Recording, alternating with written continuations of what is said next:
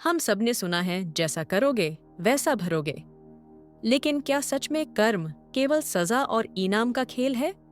बुद्ध ने कर्म को किस तरह समझाया था और आज की आधुनिक जिंदगी में उसका क्या मतलब है? आइए जानते हैं। कर्म की बुनियादी परिभाषा। बुद्ध के अनुसार, बुद्ध ने कहा था कर्म का मतलब केवल कार्य नहीं है, बल्कि कार्य के पीछे की मंशा, इंटेंशन है। अगर आपका मन शुद्ध है तो कर्म भी शुद्ध है। अगर आपका मन अशुद्ध है तो वही कर्म आपको बांध देता है। अगर कोई व्यक्ति गरीब को दान इसलिए देता है कि लोग उसे महान कहें, तो यह कर्म उतना शुद्ध नहीं है।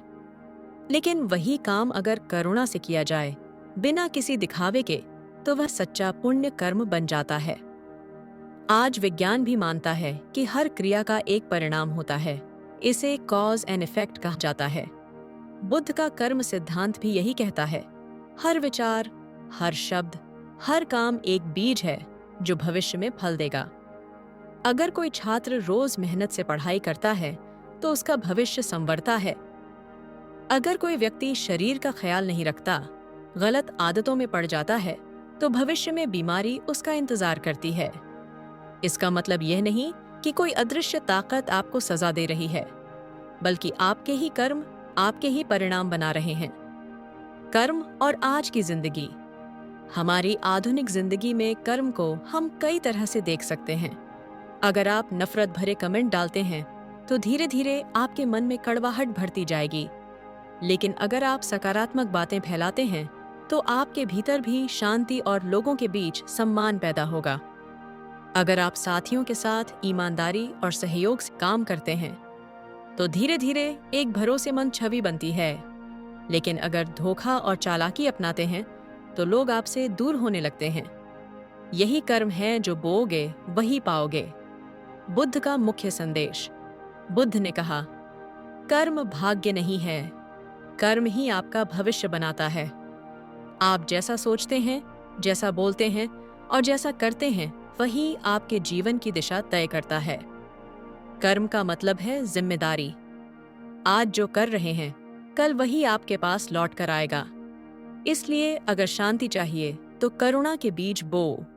अगर खुशी चाहिए तो ईमानदारी और प्रेम के बीज बो। कर्म कोई रहस्य नहीं है, ये वही है जो हम हर दिन करते हैं। हमारे विचार, हमारी मंशा, हमारे कर्म। अगर हम बुद्ध की शिक्षा को समझें और अपने जीवन में उतारें, तो हमें समझ आएगा कि न तो कोई भगवान हमें सजा दे रहा है, न कोई भाग्य लिख रहा है। हम ही अपने भविष्य के लेखक हैं। याद रखिए, आज के कर्म ही कल का जीवन बनाते हैं। कर्म, यह शब्द हम सभी ने सुना है। लोग कहते हैं जैसा करोगे वैसा भरोगे। लेकिन ओशो कहते हैं कर्म को लोग बहुत गलत समझते आए हैं। कर्म कोई बाहरी अदालत नहीं है, न ही कोई अदृश्य जज जो आपको सजा देगा। कर्म तो बस ऊर्जा का विज्ञान है। जैसा बीज बोओगे वैसा ही फल पाओगे। ओशो की नजर में कर्म। ओशो कहते हैं, कर्म का अर्थ केवल तुम्हारा किया हुआ काम नहीं है, बल्कि उस काम के पीछे की मंशा और चेतना है। अगर तुमने किसी की मदद की लेकिन अहंकार से, तो वह कर्म तुम्हें बंधन में डाल देगा। अगर तुमने किसी की मदद बिना अहंकार के सहजता से की, तो वह तुम्हें स्वतंत्र कर देगा। ओशो कहते हैं, कर्म का संबंध बाहर से नहीं है, यह भीतर से है। तुम्हारे कर्म तुम्हें बांधते नहीं, तुम्हारी चेतना की गुणवत्ता तुम्हें बांधती है।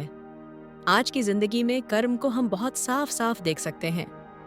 मान लो कोई इंसान रोज गुस्से में रहता है। वह सोचता है कि गुस्सा दूसरों पर है, लेकिन असल में जहर उसके भीतर फैलता है। गुस्से का कर्म उसी के शरीर और मन को जलाता है। दूसरा इंसान है जो हर हाल में मुस्कुराता है, दयालु है। धीरे धीरे उसके आसपास सकारात्मक लोग इकट्ठा होने लगते हैं। ओशो कहते हैं, कर्म का मतलब है, यह किसी भविष्य के नरक स्वर्ग की बात नहीं, बल्कि यहीं अभी घटता है। कर्म और जिम्मेदारी। ओशो का बड़ा गहरा संदेश है। कर्म को समझो और जिम्मेदारी लो। लोग कहते हैं, यह तो मेरे पिछले जन्म का कर्म है। ओशो हंसते हुए कहते हैं, यह भागने का तरीका है, क्योंकि असली बात यह है, जो भी स्थिति है तुमने ही उसे बनाया है और अगर तुमने बनाया है तो उसे बदल भी सकते हो। यानी कर्म तुम्हें कैदी नहीं बनाता, बल्कि यह तुम्हें आजाद होने का मौका देता है। कर्म और ध्यान। ओशो कहते हैं, अगर तुम सच में कर्म से मुक्त होना चाहते हो तो ध्यान में उतरो, क्योंकि ध्यान तुम्हें उस जगह ले जाता है जहां कोई कर्म नहीं, केवल साक्षी भाव है। जब तुम साक्षी हो जाते हो तो कर्म आता है और चला जाता है, लेकिन तुम पर कोई छाप नहीं छोड़ता। तभी असली स्वतंत्रता मिलती है। तो दोस्तों, कर्म को डर की तरह मत देखो। यह कोई अदालत नहीं है। कर्म एक विज्ञान है। जैसे बीज बोओगे वैसा ही फल उगेगा।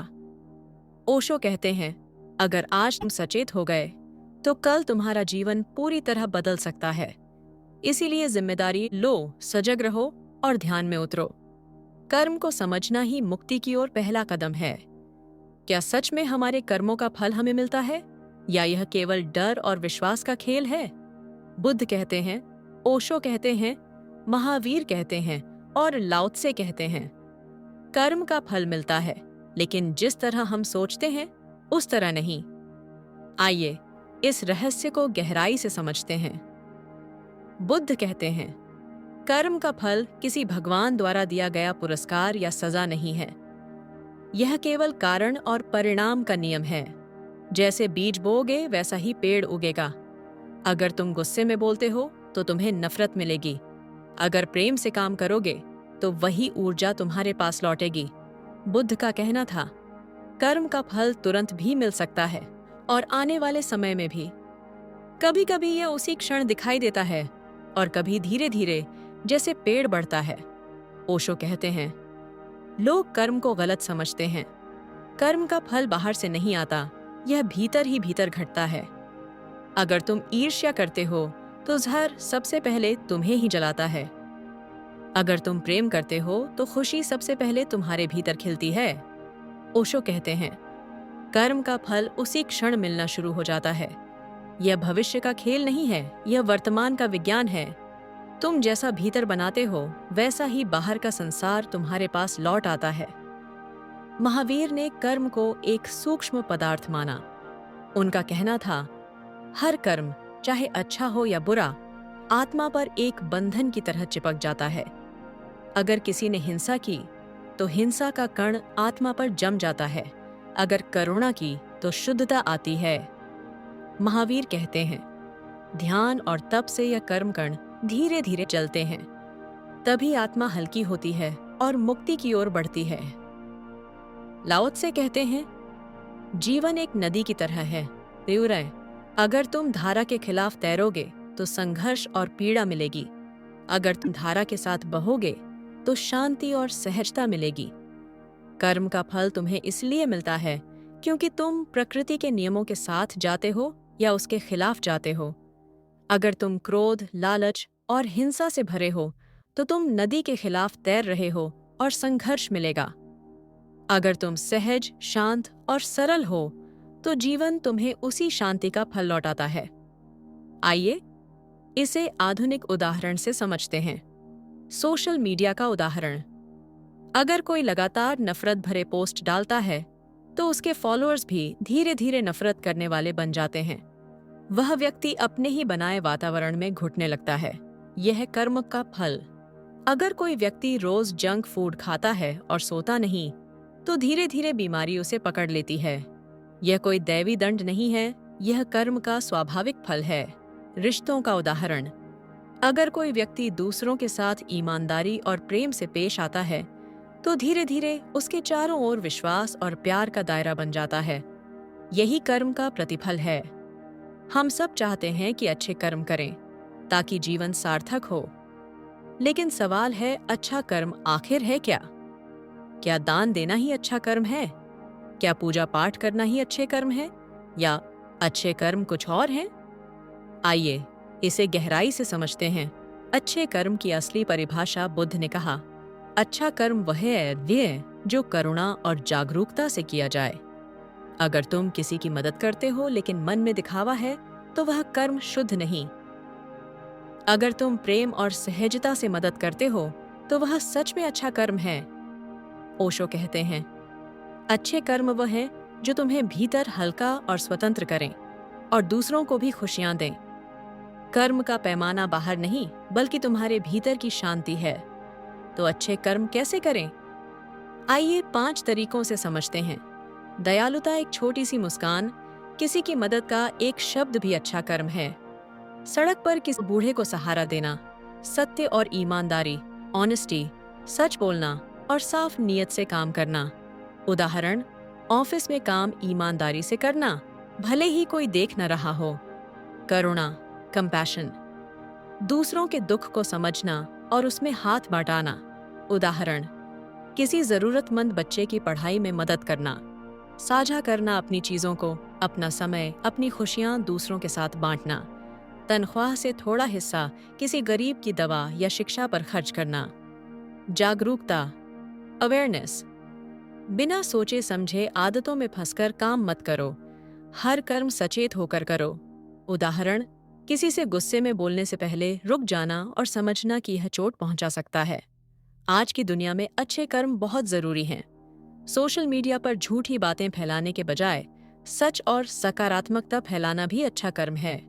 ऑफिस में किसी साथी की पीठ पीछे बुराई करने के बजाय उसके गुणों की तारीफ करना भी अच्छा कर्म है। परिवार में माता पिता या बुजुर्गों को समय देना भी अच्छा कर्म है। अच्छे कर्म के लिए बड़ा मंच नहीं चाहिए। छोटे छोटे काम भी जीवन को रोशन कर देते हैं। बुद्ध कहते हैं, अच्छा कर्म वही है जिससे किसी को दुख न पहुंचे और किसी को सुख मिले। ओशो कहते हैं, अच्छा कर्म करने का मतलब है अपने भीतर प्रेम, शांति और करुणा को जन्म देना। जब तुम्हारे भीतर यह खिलेगा तो तुम्हारे कर्म अपने आप अच्छे हो जाएंगे। तो दोस्तों, अच्छे कर्म कैसे करें? दयालु बनो, करुणामय बनो, ईमानदार बनो, अपनी खुशियां बांटो और सबसे जरूरी, हर काम जागरूकता से करो। याद रखिए, अच्छे कर्म करने के लिए बड़े अवसर का इंतजार मत करो। हर दिन, हर पल जीवन आपको अच्छे कर्म का मौका देता है। दोस्तों, हमने आज बुद्ध, ओशो, महावीर और लाओ त्से की दृष्टि से जीवन और कर्म को समझने की कोशिश की। इन सब का संदेश एक ही है, जीवन वही बनता है जो हम सोचते हैं, बोलते हैं और करते हैं। हर क्षण, हर निर्णय, हर कर्म हमारा कल रच रहा है। याद रखिए, कर्म भाग्य नहीं है, कर्म ही भविष्य है। अगर करुणा बोओगे तो शांति पाओगे, अगर प्रेम बोओगे तो सुख पाओगे, और अगर जागरूकता से जियोगे तो मुक्ति पाओगे। यह ज्ञान तभी सार्थक है जब हम इसे सिर्फ सुने नहीं, बल्कि जीना शुरू करें। अगर यह संदेश आपके दिल को छुआ है तो इसे दूसरों तक पहुंचाइए, और ऐसे ही गहरे विचारों और जीवन बदलने वाले ज्ञान के लिए हमारे चैनल को सब्सक्राइब कीजिए। धन्यवाद। और अगले वीडियो में फिर मिलेंगे, जहां हम जीवन की और भी गहराइयों को छुएंगे।